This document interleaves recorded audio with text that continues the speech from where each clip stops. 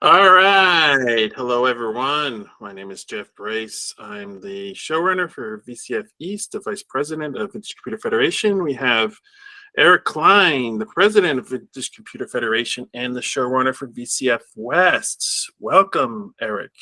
Thank you. And VCF West is coming up fast. Yes. Was that a opening attempt at all right? When is the show exactly? The show is on the 2nd and 3rd of August, so Friday, Saturday of August. We have a tradition back here out west where we do a set schedule the first weekend in August every year. This year it's coming on the 2nd and 3rd. The thing to note, though, is one of our traditions of doing a weekend show is kind of broken. Our venue, the CHM, the Computer History Museum in Mountain View, California, has a standing reservation for Sundays. So we're doing Friday, Saturday shows. So keep in mind, you want to come out on Friday and or Saturday. For folks that are exhibiting or loading in consignment, Thursday is also a viable option, but only for those things. All right, great. So it's August 2nd and 3rd. It's a Friday and Saturday. Where's it going to be? Well, again, the Computer History Museum in Mountain View, California, the world's greatest computer museum. We've actually got a different arrangement with those folks this year. So in previous years, we've been a straight up rental event, and we've paid them for the space upstairs, and they've provided some assistance, a little bit of advertising, a little bit of support, but for the most part, we were just another rental, just like when Google has their Christmas party there. This year, we're a partner with the museum. So we've now got an arrangement where the museum is hosting our show. We're doing a good chunk of the legwork for getting speakers, exhibitors, which we'll discuss later, and a bunch of the other stuff arranged. They're taking over doing basically the front desk, right? So their tickets are going to be bought through their front desk or their website, and they're available now. And they're just giving us the space, and we go and fill it up and have a wonderful show. That's great. So then they come in and they get their ticket, or they get their ticket online, and then they can go see our show, and they can also see their museums there. That's actually a good point. Yeah. So the ticket that gets you in used to be that you would buy a ticket to our show. You'd buy it through our ticketing system or whatever else. But when you came in, you were going to our show, and that didn't give you access to the Computer History Museum's exhibits except for a couple. We had an arrangement with them where you could go and see the PDP-1 and the 1401, some nice old computers that they've got running demonstrated. But the Revolution exhibit, which is their main gallery, and their Make Software exhibit, which is a secondary gallery, a newer gallery, those were subject to buying admission to the CHM, so you ended up having to pay twice. Now that one ticket gets you in for the whole kit and caboodle. You're in for the whole day for whatever you want to see. That's wonderful, and I hear that they have a great new exhibits. You know about that? So what they've been doing is they've got some extra space on the ground floor where they do stand up or rotating exhibits. They do temporary, short-term, usually no more than about a month or 3 at a time. And the one they've got currently running is games. So they've got a whole history of video games that augments a portion, one of the galleries in the Revolution exhibit, but they've got a bunch of stuff on display for video gaming, and that actually dovetails really nicely into a lot of our exhibits. So I'm going to place a couple of folks that are kind of game oriented down by that exhibit on the ground floor. Gives us a little bit more space for our exhibitors to be there, and a bit more integration with the museum. It'll be a lot of fun. And how many exhibitors do you have this year? So as of right now, and exhibit signups aren't closed yet, but they will be momentarily. But as of right now, we matched last year's record of 56. So 56 separate exhibits coming in to show off their collections and their toys. What they did do this year that they exceeded last year's numbers on is they asked for more tables. So The same number of exhibits are going to be spread out just a little bit further. We've got about 6 or 7 extra tables requested for folks to show off even more kit. Well, that's wonderful. So lots of exhibitors this year. So they have to get it in now if they haven't registered already. And so we're going to be on. We're spreading out like we over the last few years. We were in just the one room, and then we went into the hallway on the second floor, and now we're going to be on the first floor too. Yeah, we'll have a few exhibits on the first floor. I can't imagine there's room for more than about 4 or 5 tables worth. But we'll have some folks that'll dovetail nicely, like I said, with that games exhibit, and let them share the space and show off some stuff that's actually running. I'm pretty sure the museum stuff is a static display. This will give folks the opportunity to actually get hands-on with some stuff for a few days. Well, that's wonderful. I mean, and that's like what a lot of these shows are about. You know, our museum in Wall, New Jersey is hands-on as well, and our shows, our festivals are all hands-on. So this is a great way to interact with these things and have them working, because a lot of people spend a lot of time preparing and repairing their exhibits. And yeah, and it's a lot of work. I mean, these old machines are old. And like those of us who are old, they need maintenance constantly. So let's see if I can share the exhibits. So is there any notable ones? We can't necessarily go through all of the exhibits. Is there any notable exhibits that you want to point out? well, I mean, there's a whole bunch. I don't want to slight anyone by not mentioning them, but there's a few folks that have gone above and beyond. We've got Monster 6502 coming back. Oh yeah, he's always good. So why don't you just give an overview of like what we have here? Like we have the C64i new motherboard. Oh, that's very interesting. Yep. And we've got Core Memory Interactive. Andy's been both to East and West frequently, and he's got some good stuff. Yeah. S100 computers, teletypes. That's always a nice noisy exhibit, a lot of fun to play with. Ariane's going to be back and doing his live circuit board repair. So he's going to be recapping and fixing up circuit boards, usually on Apple equipment, but probably just about anything you throw at him. I made Chuck an original Macintosh at him just to see what he can do with it, because it's coming up Sad Mac these days, and I don't like that Sad Mac. Again, Monster 6502 is in there. We've got some Tetris on Soviet hardware, which is cool. I don't know how many folks on within the sound of my voice are familiar with VME Bus, but it was an old-timey competitor to some of the other buses that were out there from S100 and whatever else. And we've got a whole bunch of cards and similar coming in for that.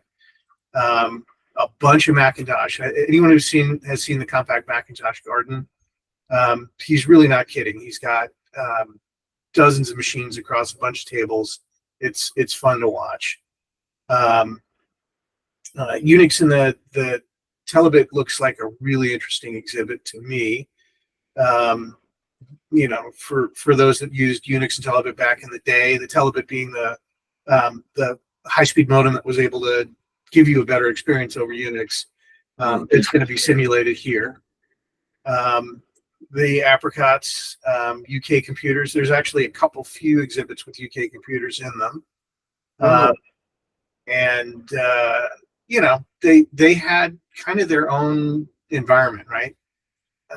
Things we had all of the Apples and Ataris and TRS-80s and stuff here, and of course those were available in Europe. They had the Acorns and the Apricots and Dragons and whatever else, and they were similarly functional machines, but not fully compatible. So they, ecosystem was a bit different. More Commodore support there. There's a couple of Spark and similar exhibits out there. Ultrix is Unix, pseudo Unix on DEC equipment. The IBM 1130 is one that I'm kind of excited about because it's coming out from your neck of the woods. Mm. but a fully restored IBM 1130. Would you call that a mini computer or a tiny mainframe? I'm not It sure. was, yeah. So it is a mini computer. So as we when we're in our museum, we do call it a mini computer. I don't think it was called a mini computer when it first came out, but afterwards it was called a mini computer because at that point it was a big shift from room-sized computers to ones that were size of a desk. So they called it a mini computer, and that's what we call it in the Vintage Computer Federation Museum. That's cool. So that one's going to truck across country and entertain anyone who wants to come up and play with it. More Macintosh to celebrate the Mac's 40th year. And there's a couple of exhibits on the original 8-bit processors. There's this Long Live the Z80. There's another one for 8080 later on. And then we've got the Motorola 6800. So lots of people are flexing their 8-bit roots.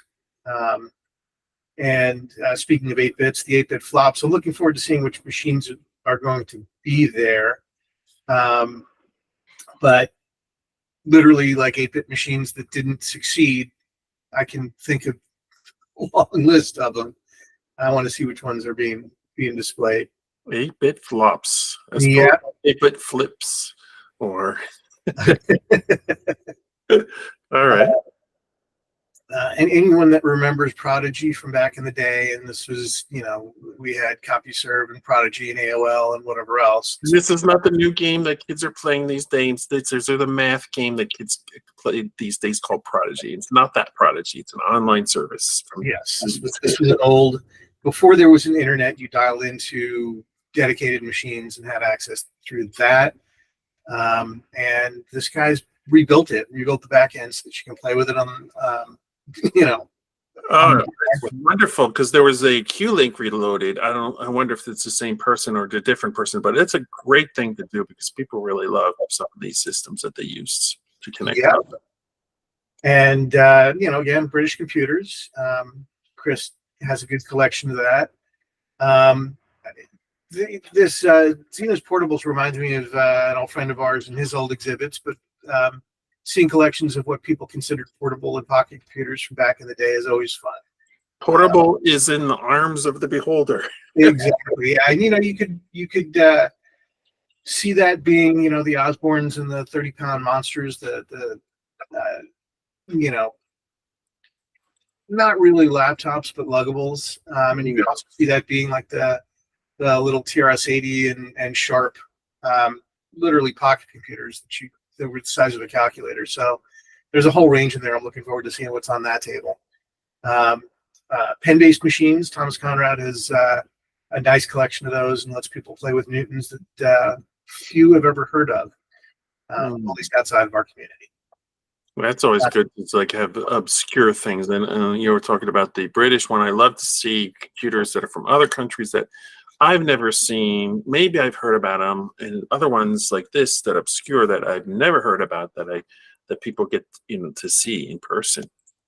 Yeah, well, the next exhibit, so Duncan McDougall, or DMAC as I like to call him, is bringing his chunk of his collection of Japanese machines. I don't know about some of the guys on the other end of this, but I used to read all of the old magazines back in the day, the Byte, the Creative Computing, and so on and so forth. And they always had, once a year or so, they do an article about all of these incredibly neat Japanese computers that always seem to be better than the state of the art for American machines at the time. Mm-hmm. I don't know if it was just how they were being represented or if they just really had cooler stuff, but they always seem to have hotter graphics, better sound, faster processors, more RAM, whatever else. And always envied those machines. Duncan has made a collection of them and displays them. So looking forward as always for that. I'm really looking forward to seeing which Cube computers are coming in. I really can only think of the next Cube, but I imagine there's probably others. PDP-11s. Someone's doing a backbreaker exhibit, bringing in a bunch of that kind of stuff. At 1173 and 1153, I'm hoping he's got help bringing it in. On the other end of the size spectrum, Daniel Kotke is bringing in some Apple I replicas, which is cool. Mm. And for those who know, Daniel's got a little bit of experience with Apple Ones. So Yeah, I just posted a picture on Facebook of him from, I think, their 2016 show when he was there. Is that correct? Was it 2016 or was it but that? yeah, I think it was 2016. It could be 2018, but there was a real Apple One there Yep. in the case. And Well, was it that show or maybe one of the later ones where Corey had set up um, basically an Apple One gathering, and we had more Apple Ones in one place since than there have been since they were being built in Child's Garage. We had, I think at peak, we had something like 14 or 15 Apple Ones in the CHN, not their collection. So very fun stuff. BitFixtures does a whole bunch of neat stuff. They've got all sorts of modern plugins for old computers, and they're going to be showing that kind of stuff off. I didn't realize you could even run SimCity on Unix, but apparently you can, and we'll see it in August. Well, it never ceases to amaze me what some of these retro enthusiasts can do by making things that apparently you wouldn't think could work on something can make it work. Yeah, I always thought it was Doom that everyone wanted to do, right? But I guess SimCity is in that same vein, right? Well, they've done it all. They've done Doom on everything, so now they have to go to SimCity. Yeah. The Keep Calm exhibit is more British computers. Again, always looking forward to seeing that shift in imagination from the Brits. The GT40 and Lunar Lander, this one's going to be a lot of fun. The GT40 terminal is, I believe, a vector terminal. I can't remember exactly, but it's an old DEC terminal. And then the Lunar Lander game, actually, no, it's not a vector terminal. It is a text terminal. But the Lunar Lander game in question here is the old text one. So anyone that had basic computer games and or any of the other books from back then, this was a text-based Lunar Lander where you were told that this is your velocity and you've got this much fuel and what do you want to do, and you tell it how much thrust you wanted to put out, and eventually either crash or land on the moon. Yeah, I played it on the Apple One Mimeo, the reproduction, and it took me a while to get exactly how to win that game. It took me a couple of hours to figure it out. Yeah, I had it running on my Altair, and I think it was in a Maker Faire a while back. People were playing it on the teletype. So, you would make a move, and then it would clack out your progress, and you would make another move, etc. So I mentioned there were a bunch of 8-bit exhibits. The Intel 8080 is yet another. So IBM 3278 terminal or 3270 terminals. The 3278 was near and dear to my heart. I used to repair those back in the day. So they're beasts, and if that many are being carried in, we're going to have to reinforce the floors. They're heavy. I think they weigh at least 60 or 70 pounds a piece. Big old glass tubes and metal cases and whatever else. This next one, I'm looking forward to seeing the world's largest Mac Plus. Wow, this one here. Yeah, I can't imagine the inspiration behind this, but it looks like so much fun. Basically, a Mac Plus that's more than twice the size of an original Mac Plus. Instead of making it smaller, let's make it bigger. Right. Well, I mean, that's what Monster 6502 did. So, others. Powell did a 100 scale 5 1/4 inch disc for one of his exhibits years ago. So, why not? Yeah, why not? Yep. More Unix workstations, X terminals and stuff are a lot of fun. Anyone who got to work on those back in the day, they were always interesting. I mean, it was just as Windows was, GUIs and Windows were just coming out, and the X terminals were trying to emulate that same kind of stuff. So you had these old workstations doing GUIs on top of Unix instead of like Microsoft doing Windows on top of DOS. The Sega Genesis exhibit and a bunch of modern stuff against that. These are a couple of the games that are games exhibits that may end up adjacent the museum's game stuff, because consoles on computers and the Genesis stuff are both very game oriented. The idea for consoles as computers is that, especially modern,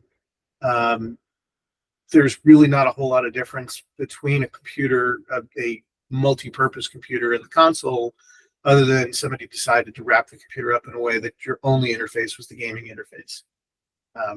So that ought to be fun. Zoom. Yeah, that's amazing. Just like we've got a collection of Macintoshes coming in, we got a collection of pets coming in, and that's going to be a lot of fun as well. That's the next one down. Here's the Radio Shack and Tandy portables again. We had that whole realm of portables. The Tandy has the little calculator-sized ones, all the way up to some more luggable. What was it, the Radio Shack 4P, I think it was, or whichever one was the portable version of one of their desktop machines. This next one is a slightly different kind of exhibit, but one of the ones that we really like to see, where folks, basically we had a couple of others, but where folks take the vintage machines and augment them with modern tech. So this one is looking to be really cool. And then staying in the Unix theme and whatnot, we've got Zach Hardesty bringing in some serious silicon power graphics iron. The big old Twin Tower box that some of us have seen. The floppy disk Paradise, the next one down. I'm not exactly sure how this is going to go. We have to make sure that we get the word out. So this is a good opportunity to do it. What these guys are doing is they're scraping floppy disks and putting them on thumb drives for you. So if you've got C64 software on a floppy that you want to get put on a thumb drive and preserved, bring it in. They've got the hardware to do. And then Commodore artwork, basically the drawing tools, and I'm going to imagine things like koala pads and stuff like that. Commodore. This next one is looking again like one of those slightly different exhibits where they're using vintage hardware to do PC board design and layout, and actually in effect printing out to copper so that they can show off how PC boards are built. So this one I'm looking forward to seeing. It's going to be pretty neat. Recreated TRS-80 Model 1. Probably a good plan, because most of the early ones, those machines weren't built to last. They're harder and harder to keep going. Yeah, like a lot of them, they were expecting people of replacement in 5 to 7 years and not hold on to them for 40 plus years. Exactly. The argument that started in 1981 and going strong today, Mac versus PC. I'd love to see this. I want to see Andrew's take on it. A open source CRT monitor. Someone's still building glass tubes. And, the pantheon of computer accelerators. For those that experienced the revolution of computers back in the day, we had machines going from 8088 to 286 to 386, and on the Apple side, the whole series of 68,000 machines. And as those machines got faster, the older machines got less and less useful, and people didn't want to throw them away and just buy something new. So this whole accelerator market came into play, where you could plug a 386 in the old 286 machine and make it run faster, or an old 30 into an old 68,000 machine and make it run faster. And that was a neat sidebar for computer history. And I think we've got we got one more exhibit that's been added. Our buddy Logan Greer is going to bring in his replica projects, including I think his Apple One. He's doing a Pac-Man PC board. So I'll be updating the site with his, plus any last minute entries into the exhibitor space. And by the way, you can get tickets. You go to the events, which is Computer Festival US, VCF West. You could go to tickets, or you could just go to the main site here, click on that. You can see the dates and you get the tickets here. Tickets are on sale here. And if you're a member, going to click here and go through that. And then we would send you the code once we can verify your registration for that. Yep.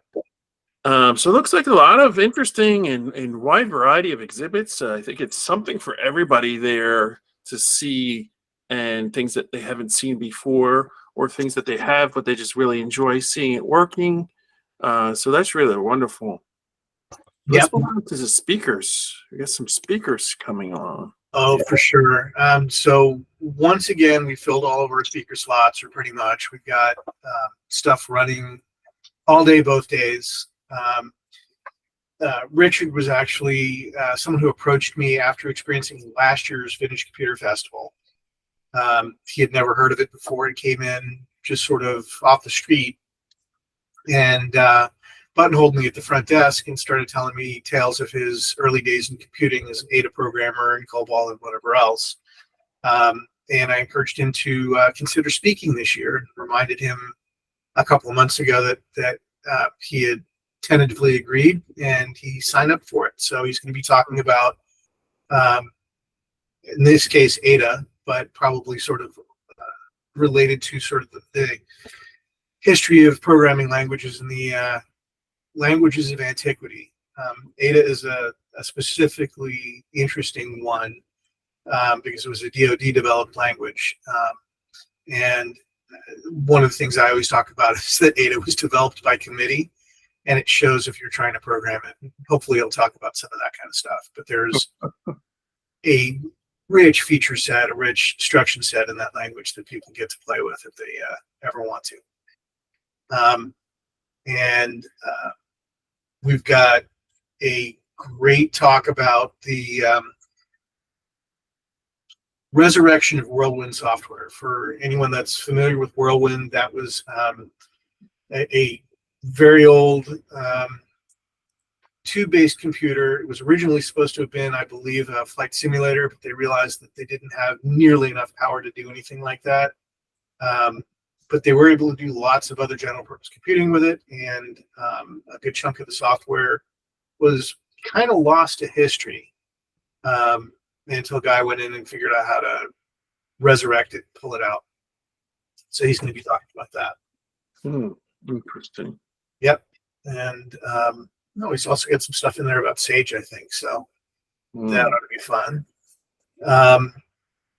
For folks that have seen some of the stuff on the interwebs about Dave's new film, Dave is a historian and filmmaker who's made a, whatever it is, I think an hour and a half plus history of the Lisa, what he considers the Mac prototype. And what we're going to do is we're going to air that video in the Hahn Auditorium on the big screen, and then do a Q&A with Dave afterwards. So that's going to be his talk. It's on Friday early afternoon. What I'll do is I'll go in and I'll actually put the schedules in on this webpage sometime in the next week, so people know what the schedule is going to look like in advance of getting the program when we get there. Let's see, yeah. So this one's going to be fun, but we've got a couple few sort of in the weeds, geeky, repair oriented, or grab a soldering iron oriented talks, and she's talking about, figuring out what chips are broken, how to fix them, how to diagnose them, that kind of stuff. So chip testing to get machines working again, and that one's going to be tons of fun. Nice. Yep. And Howard's an old Silicon Valley geek, not old in that sense, but old in the, he's been around for a good chunk of the history out here, and he's going to talk about Atari and its place in our history. And I think that's a picture of him on one of the old computer magazines back in probably the early 80s, if I'm guessing. Wow, interesting. Exactly. So he's definitely got the chops to talk about it, right? Yeah. And then next is Sean Harrington. The big news from last month, maybe, was that the Z80 is being discontinued. Making Z80s up until now, all the way back from the late 70s. And they're stopping doing that. So what does that mean for the rest of us? Got to make your own. I wouldn't put it past people. Maybe they'll make it out of discrete TTL and put a bunch of LEDs on it. Not to give anyone any ideas. But yeah, I mean, there's obviously millions, maybe billions of Z80s out there. But let's see how long it lasts. Yeah. Let's see, who else do we have? Oh, and we talked about this. Scott's actually doing an exhibit and then talking about his exhibit. So this is the lunar lander, the tech scheme on his GT40 terminal. The GT40 terminal was a restoration project of his. And I've seen some of the pictures. This terminal was in pretty rough shape to begin with, and he got it pristine. So he's going to be talking about that restoration, and then, of course, a little bit about running lunar lander on it from probably some old deck equipment or maybe emulated. Very cool. Yep. Our good friend Lee is going to be talking about his penny whistle. Now, he did a version of this talk, I want to say probably about 3 or 4 years ago. But the talk that he's going to do this round is a much newer, much updated. He's claiming that he's got it nailed down and he's going to do a much more thorough job this year. So we're looking forward to seeing what he's got. That should be on late Friday. I think that's our last talk on Friday. And another thing about Lee, just in case you're, the owner of don't tell him I said this. Nobody send this video to him, but he's a little bit like Woz. If you hand him a Sharpie and something to sign, he'll sign it. I've got this Sol 20 right here is signed by Lee. If you got Osborne's or Sol 20s or penny whistles or whatever else, you want to get them autographed, bring them in. And speaking of the penny whistles, I think he mentioned to me, again, I probably don't want to publicize this, but he found a few from his collection that he's probably going to sell at the show. Wow. So we may have some penny whistles in consignment for the first 48 seconds. So we'll see how that goes. Yeah. Pretty cool. Yep. And let's see that we've got Marcel, who's doing 2 talks, one on Friday, one on Saturday. And these are probably going to be our geekiest of geeky talks. He is doing, basically a deep dive into digital electronics and PC board design and using a product called KiCad to do PC board layout and then getting them effectively printed. You can send the KiCad output files to PC board manufacturer and they'll produce boards for you. I actually know a bunch of people that have done replica boards from any number of different, or for any number of different vintage machines using KiCad, and then sent them out to get printed and produced replicas for whatever, whether it be a Mitz Altair or Ken Back One or something like that. Interesting. Yeah. Yep. Right. A lot of people are like that one. Yeah, those are good geeky talks. We were debating whether to do those in the big room or in a classroom, because he's got hands-on versions, to some extent, hands-on versions of some of these, but I didn't think we were going to be able to put a classroom thing together, so we're going to do it in Han and much bigger audience. Yeah, we get a lot of people for that. Yeah, it should be really good. And then this is, Sean, I think I'm trying to remember, it was SoCal, I believe, where he did a version of this talk. So he's going to do an updated version of his hypertext talk for us here at West. Yeah, hypertext was really cool back in the day with the Macintoshes. Yep. I still remember playing with it. So that's our current lineup. And if there's anyone out there that still wants to speak, I might have one 1 hour slot left, but you have to sweet talk me to get it. Yeah, space is limited. We packed it last year, and it looks like we're packing it again this year. And for those that have been to prior shows, Jeff is usually our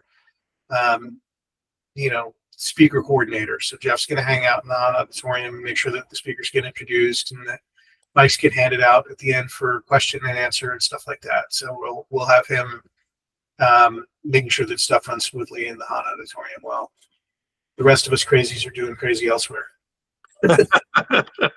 Yeah, and I'll also be interviewing the exhibitors as I have time in between the duties there. So it's nice to capture what the exhibits are, and people talking about them. It's not always possible to do that just because of time and limited volunteers, and that's always a good thing to have more volunteers. We're always willing to take more volunteers, right? Oh yeah. I will accept volunteers up to the very morning of the show to come and help out. If you've got the time, you've got the work. Volunteers are what make this run smoothly. We're a nonprofit. We don't have any employees, so everything we do is volunteers. We're volunteers ourselves, and that's what makes the show run better. Consignment. So the consignment system is a new system. You want me to explain that one? Sure, you go ahead. Have we updated okay, we have updated the site. So I did update this. So that was weird.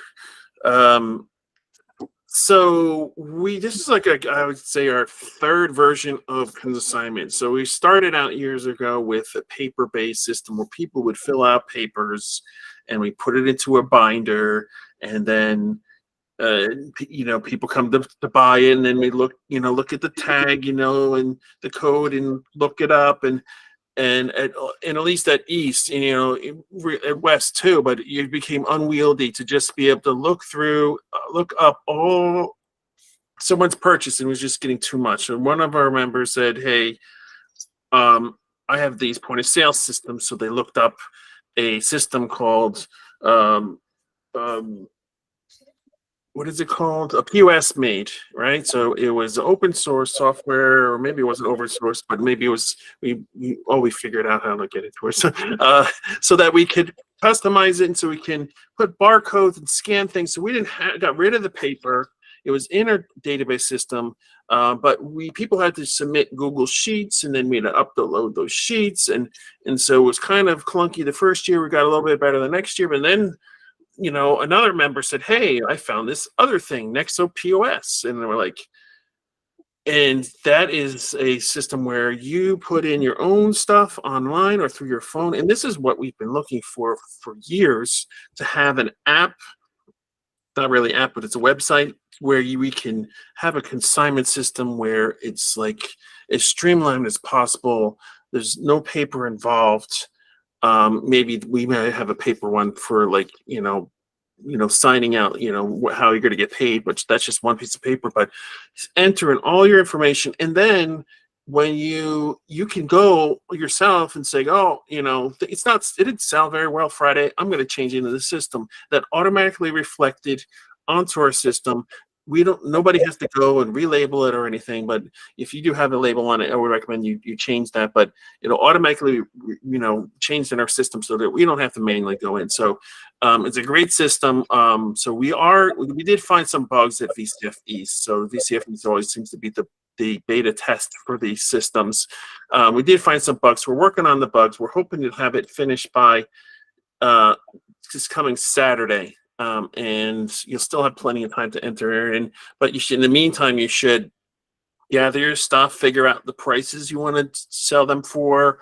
Whatever you do, get your stuff ready, because when we're going to release this, it's going to be a really great system.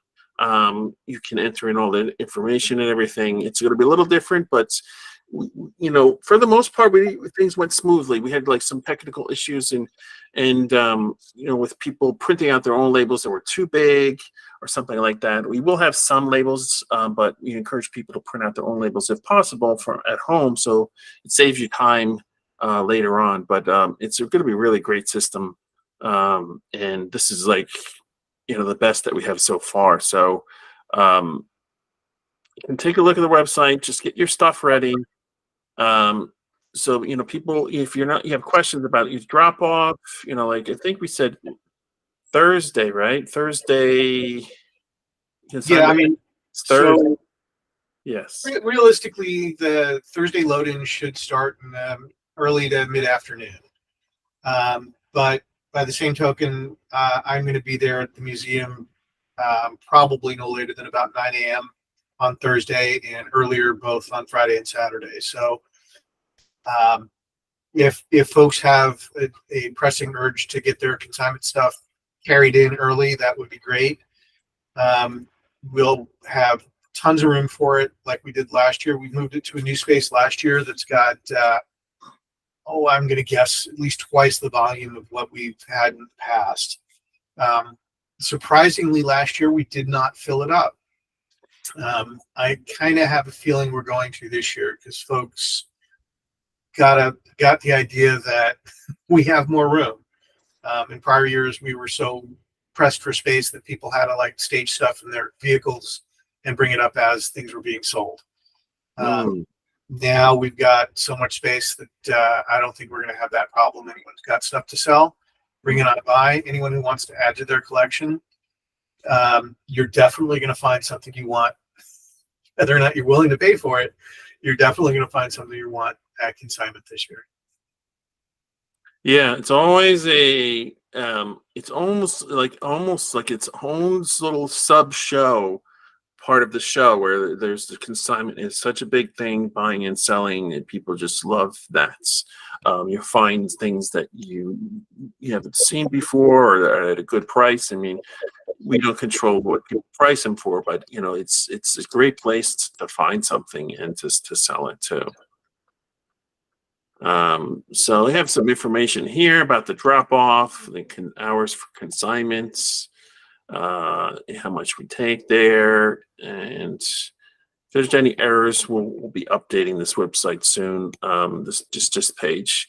So just take a look at that. And there was also, I think, one thing I was going to add, and I don't think it's on here, is the free pile policy. Oh, I didn't add it here, but I'm going to add it somewhere. So the free pile is once you put something there, if it doesn't get taken by the end of the show, you take it home.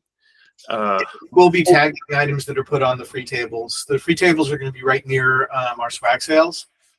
And we will be tagging the items that get dropped off with the names of the people that dropped them off, so that we can return them to those folks should they not get claimed. Unfortunately, especially out here in California, e-waste is not something you can just throw in a dumpster at the end of the day, and we really don't have the facilities to deal with trucking off e-waste at the end of the show. And again, the museum's got a rental event on Sundays. We absolutely have to be cleared out on Saturdays. So it's not like we can take our time bringing exhibits back and shutting down the show and then come back on Sunday and collect e-waste. We don't have a choice. It's got to go away. So if you brought it, it doesn't go away on its own. You're the person responsible for making it go away. And it's a great chance to get some free stuff. So maybe sometimes you get some treasures where people just don't know how to fix this stuff, and then it's like it's a minor repair to some people, and you can just get some great stuff even if it's free. Some unusual items. Um, so take advantage of that, the free pile, and just take it away if it doesn't get taken home with someone. So we had our swap meet. It was really very well, very successful. A lot of people participated. So again, the dates again August 2nd and 3rd. So we're going from 10 a.m. to 6 p.m. on Friday and 9 to 5 on Saturday. We went over the speakers, exhibits, consignments.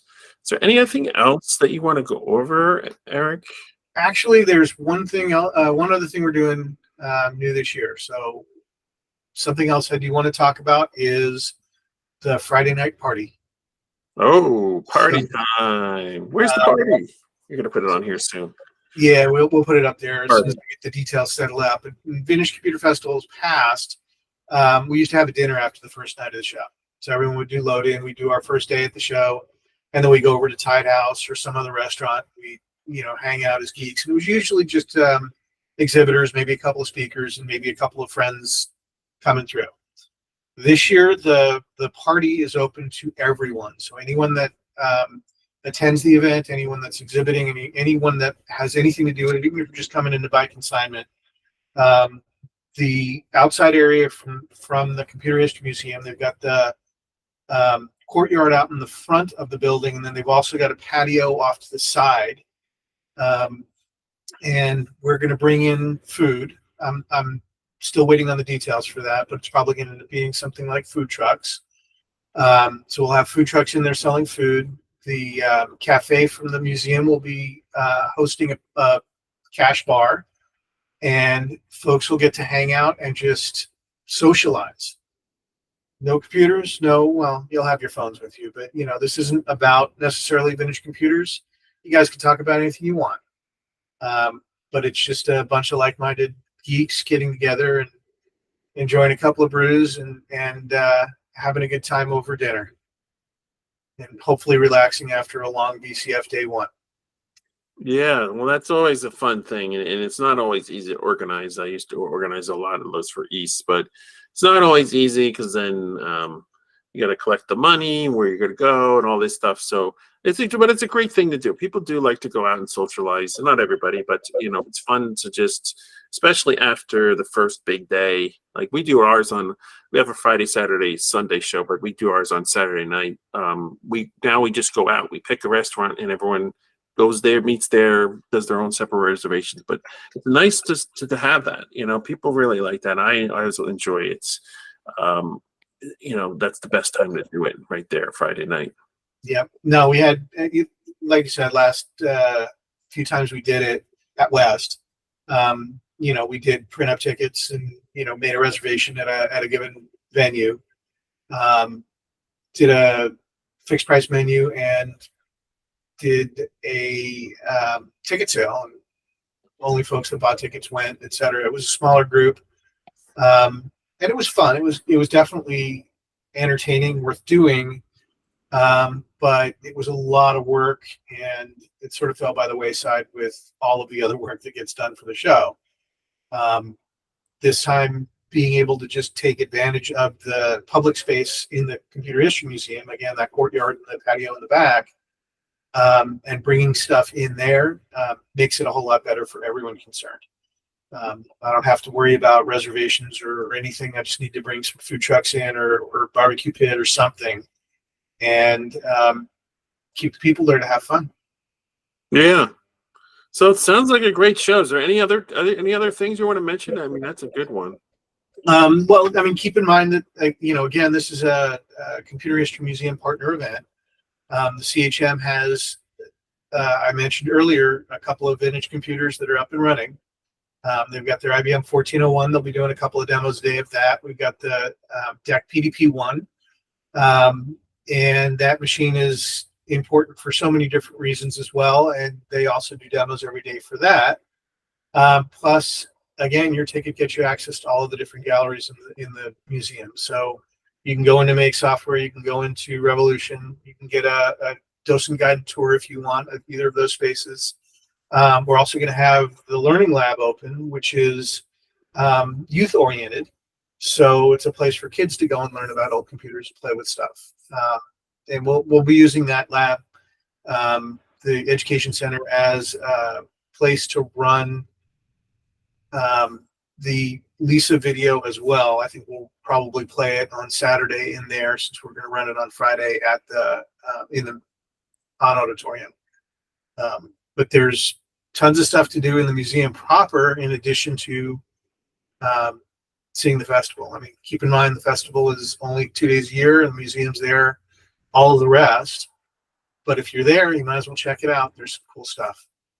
Well, yeah, definitely worth a visit. And I look forward to looking at the new exhibit there and just going there again to look through everything. It's really a great museum there. Oh, yeah. It's the world's greatest computer museum. No doubt about it. Yeah. So it's great. So it looks like, to be a really exciting show with a lot of great exhibits that people have been working really hard on. A lot of great speakers on a variety of topics, and a nice, place to socialize at Friday night. It's like, I definitely encourage people to come to this. This is going to be fun. I'm going. I think I'll be there too. All right, we got our business manager Corey Cohen coming too with his son. They're going to help us out, run the show. We're still looking for volunteers, so I'm going to actually bring one of my volunteers. With I convinced him to come, so we can use him. This is great. Anything else? I think that's really good. No, I think we've got it covered. This is a great show.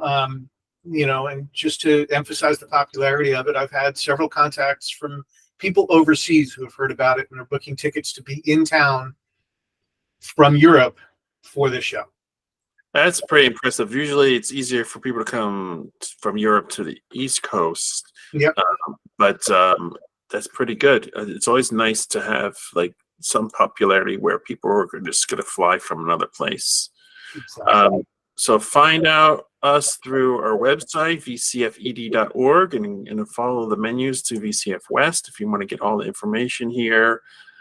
There's exhibitor fact for those exhibitors. So it's, a great show. We've got a 2-day show here. Is there like a 2-day badge we're going to give to people that if they buy day tickets?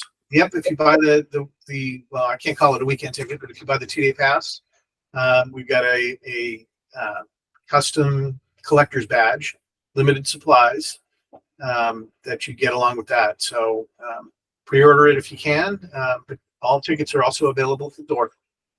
And we'll be selling our VCF swag, so you can come and buy that too. Oh yeah, I got tote bags, hats, mouse pads sitting in my living room right now. Stickers, and our new T-shirt design, a really cool one. Yep.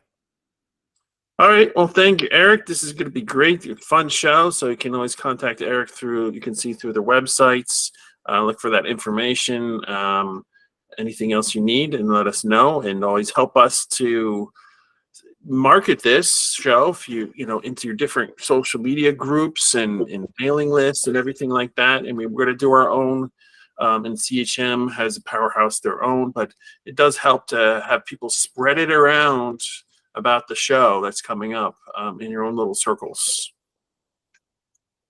Excellent. Well, thank you all. All right. So we're going to end our show, and we'll see everybody at VCF West on August 2nd and 3rd. Less than a month away. Yes. Hurry up. Get your tickets before they go away. All right.